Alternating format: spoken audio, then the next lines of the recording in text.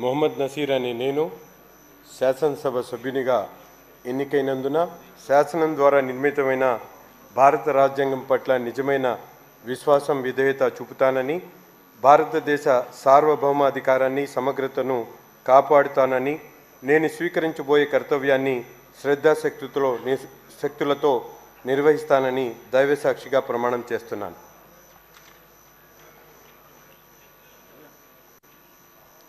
ఆంధ్రప్రదేశ్ శాసనసభ సభ్యుడైన నేను మొహమ్మద్ నసీర్ అనే నేను సభా నియమాలను కట్టుబడి ఉంటానని, వాటిని అనుసరిస్తానని, సభా మర్యాదలను పాటిస్తానని, సాంప్రదాయాలను గౌరవిస్తానని దైవసాక్షిగా ప్రమాణం చేస్తున్నాను. శ్రీ నాయకర్ బొమ్మిడి.